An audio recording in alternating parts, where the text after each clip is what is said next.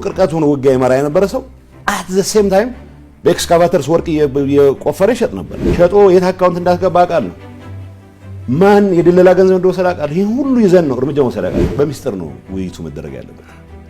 ነገታቸው የያዘች አውሮፕላን ከመቀለ ተነስታ ጅቡቲ እየሄደች ነው። ይሄን ሌላ ሰው ሊያወጣው አይችልም። በወጣቱ ዘንድ የሚቀነቀን የተነጣይነት አስተሳሰብ አለ። ተፈጥሮ የሰጣቸው ጸጋ መሆኑ ቀርቶ ርግማን ሆኖ የሚደፈርበት ሁኔታ በስፋት ታይቷል። ለመሆኑ ትግራይ ማንን ነው የምታሸንፈው?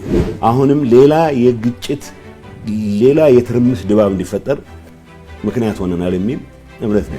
አንዳንዴ ባምቻ በጋብቻ በቅርበት በምናም ሆኖ የሰውን ጉድ ጠብቀህ የሰውን ገበና ጠብቀህ ልክ በውሸት የጀግንነት ታሪክ ድሮን በጣም ያስቸግር ነበር። ጸረ ድሮን ስለመግዛት ስንወያይ አንድ ሰው ነው ሃንድል የሚያደርግ ይሄን ኤክስፐርት ከእስራኤል ነው የሚመጡት ተብሎ ነው። አንድ ደላላ ነው እንግዲህ ደብረጽዮን እናሳምኑታል ማለት ነው። ስለዚህ ቀብድ ከፍለናል 1.4 ሚሊዮን ይበል ወዘተ ይበል እና በአፋር በኩል ይገቡና ኮምፒውተራቸውን ይዘው ድሮን ሲመጣ መጣል የሚችሉ አሁን ይሄ ወይ ጥንቆላ መሆን አለበት። የጦርነት ሰለባ እንዳይሆን ተጨማሪ የትግራይ ህዝብ የትግራይ ወጣት ይሄን የወንጀል ኢንተርፕራይዝ ማፍረስ ላይ መረባረብ ይችላል። የኛዎቹ ጉዶች ናቸው የሚገርሙኝ። የ210,000 ሰው ስንቅ ነው ከፍለው እንደ መንግስት ማለት የመንግስት ሰራተኛ ደሞዝ አልተከፈለም ተብሎ ምናየው መከራቃል። የዚህ ሁሉ ሂደት የጥፋት አካል ነበር። የመፍትሄው አካል መሆን ስለምፈልግ ነው። አሁንም እስከ መጨረሻው ሰዋለሁ ያለ የሚፎክር ጀነራል አለ።